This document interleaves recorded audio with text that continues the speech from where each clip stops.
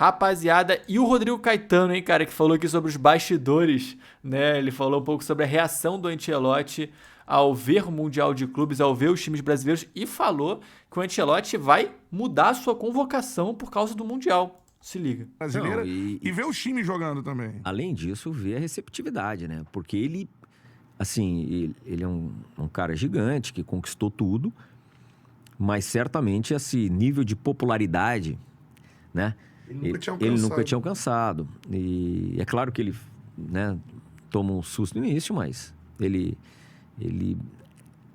sabe que é por conta dele e por ser o técnico da seleção brasileira também, né? É a associação dessas duas questões, né? E muito feliz, ele gosta do futebol brasileiro, por óbvio. Gosta, assim, da competitividade, gostou muito. E fez os comentários, né, sobre atletas de forma individual na época. Eu queria ouvir. E agora mesmo, quando a gente conversa sobre o Mundial, né, obviamente. Sim, esse jogador que ele olhou bem. Nomes até que, de repente, não estavam no radar. Ele, não, o jogador está se destacando, mas isso aí nem sob tortura. Vai entregar o homem, né? Imagina, cara, né? Você tá ali, Rodrigo... Aí, eu vou te falar. Tem um nome que tem que ser convocado, tá? Depois do Mundial. Thiago Silva, irmão. Thiago Silva tem que estar de volta na seleção brasileira. Caetano Ancelotti assistindo o jogo. Isso é experiência. Cara, e uma coisa que ele é um cara, assim, que tem umas tiradas, assim. Ele é um cara muito leve no ambiente. Isso facilita muito. E ele muito feliz, porque vários clubes já o presentearam. E não só os que a gente teve, né? Clubes até de outras divisões que o encontraram, um presente aqui com o nome dele. Ele, pô, que bacana, tô ganhando camisa dos clubes. E aí estuda sobre determinados clubes que não são da primeira. Pô, que maneiro. Ele é um cara muito... Se importa muito com a nossa cultura, que não é uma cultura só do futebol. Você falou, Bruno, da ida aos estádios. Ele vai morar aqui. E vai nos estádios. Ele mesmo disse, eu faço questão de Porto Alegre, Belo Horizonte, em todos os lugares onde tiver futebol, nós vamos organizar a nossa agenda. E tendo o atleta selecionável ou não, que isso também é uma coisa que às vezes confunde, quando a gente vai assistir um jogo, não, tá olhando quem? Não estamos olhando especificamente A, B ou C. A gente está lá como representantes da CBF, enfim, vendo o futebol brasileiro. Vendo os grandes jogos. É isso aí. E a partir dali, claro que tem as observações técnicas, mas... ele faz questão e fará questão de andar aí pelo Brasil inteiro. Eu tenho um cara desse nível, assim, porque o povo brasileiro... É a primeira vez, né? A gente voltou dos Estados Unidos agora, não tinha ido... A gente foi à Europa pela primeira vez, Estados Unidos pela primeira vez agora. Cara, mamãe, hein? O povo brasileiro é outra parada, né? Nossa, você vê ele tá tendo uma parada que ele nunca teve na vida, né? Tocar Ancelotti. Isso aí. Ele tá vendo e os adversários dos clubes brasileiros também estão vendo isso nos Estados Unidos. Porque o que eles mais referem, além do futebol, da competitividade, é o negócio da torcida. Já na arquibancada... Chelsea, os torcedores do Chelsea exatamente. Onde jogou o clube brasileiro lá, teve maioria no estádio. Você não tem a dúvida. Sim. Qualquer um. A gente foi no Flamengo e Chelsea, 55 mil. Era a maioria do Flamengo. Palmeiras lotando os jogos do Palmeiras. E os torcedores filmando a torcida do Flamengo, a festa depois. O sul-americano tem um negócio, né? O Boca também parou. Porra. Os americanos ficaram loucos com o River, com o Boca. Gente, essa paixão... Eu já tive algumas tantas vezes assistindo, né, também jogos na Europa, é diferente. Isso eles têm se impactado. O alemão se agita, né? Assim, tem um agita, a gente viu o jogo o Borussia e Leverkusen é legal. Depois do jogo nosso no Equador, eu lembro que o mister ainda comentou, poxa, isso aqui pra mim, eu viver esse ambiente, e isso que nós jogamos fora de casa. Um ambiente contrário, né? Um ambiente lá tenso, a equipe... Foi no estádio de Barcelona, né? Ele, esse ambiente é espetacular. A grama o pasto que podia estar melhor, realmente. Lá foi... Essa é a nossa chaga, né? Mas, assim, muito tocado, impactado com a questão do ambiente aqui do nosso... Doideira, né, mano? O Ancelotti deve ficar bolado. Ele deve estar se acostumando agora. De fato, ele está se acostumando com o futebol brasileiro. Flamengo e Botafogo também. Eu acho que a gente na minha visão, não pode perder a oportunidade de valorizar esse nosso produto, que é o Campeonato Brasileiro, que são os clubes, que são os nossos torcedores. Enfim, eu acho que eles, de uma vez por todas, lá fora, se deram conta que aqui existe trabalho. Existem bons treinadores também, existem bons gestores, pessoas e profissionais que fazem um grande trabalho fora do campo, porque senão fica com aquele estigma de que o futebol brasileiro ele só sobrevive por conta do talento. Não, de obra. Ele existe trabalho. Existe muito trabalho e muito trabalho bem feito, né? Durante muitos anos a gente exporta aí profissionais da medicina do esporte, da preparação física. Biologia. E está na hora de voltar a exportar também treinadores, porque tem técnicos aí com grandes ideias e fazendo grandes trabalhos aqui no Brasil também. Quando você olha, por exemplo, o desempenho de um Renato Gaúcho, cara, que é um cara que você conhece muito bem. Conheço. Avançou um português e um brasileiro, né? Nessa Você acha que se o Renato Gaúcho tivesse um nome com um sotaque mais espanhol, ele seria mais valorizado, assim? Olha, o que a gente... É o Renato. Renato Gonzalez. O que a gente debate é um nível de tolerância, né? Isso é fato. Né? Não é com o Renato, é com os treinadores brasileiros.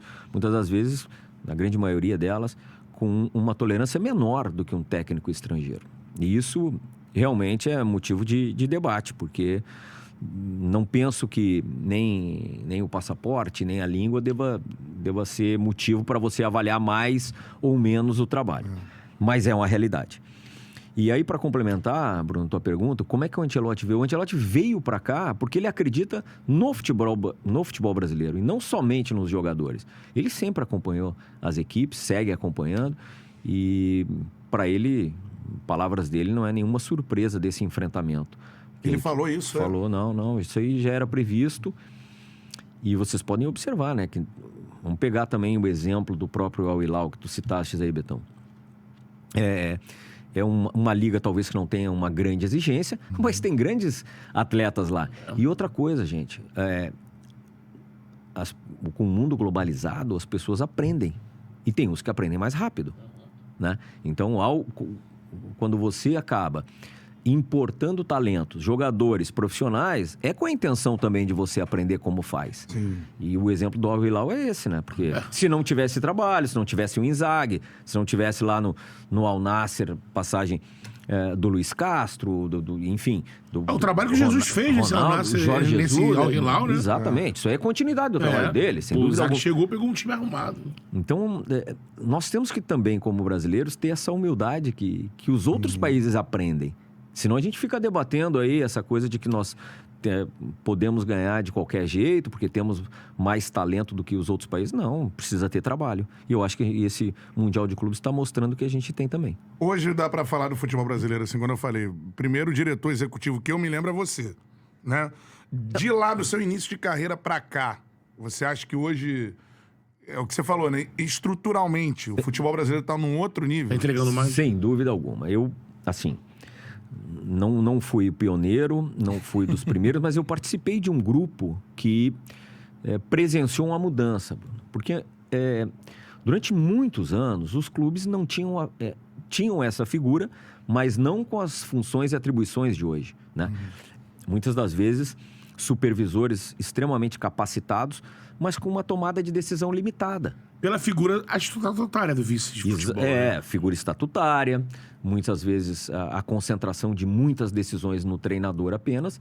Então, com a estruturação dos clubes, a tomada de decisão ela ficou um pouco mais diluída. Foi sendo inserido aí profissionais, processos, e essa engrenagem aí, ela melhorou, na minha opinião, melhorou porque... Não, com certeza o futebol brasileiro evoluiu bastante, né, pessoal? Nos últimos 10 anos aí você bota... acho que também teve aquela fase do Jorge Jesus chegando aqui no Brasil, depois técnicos portugueses, alguns times ficaram mais profissionais mesmo. Então, assim, tem muitas questões diferentes, né? O próprio Brasil aqui começou a se destacar na América do Sul, nos campeonatos internacionais.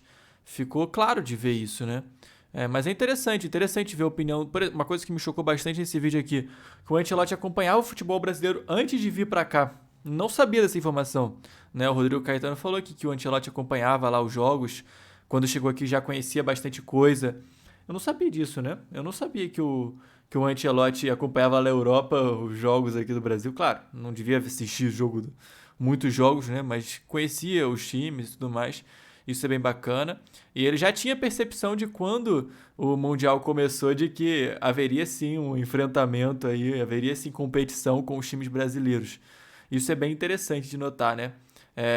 E, cara, fiquei feliz de ver que o Ancelotti vai talvez aí dar mais oportunidade para alguns jogadores aqui do Brasil, que observando o Mundial, ele tomou essa decisão e, assim, na minha opinião, tem espaço mesmo, cara, para alguns jogadores.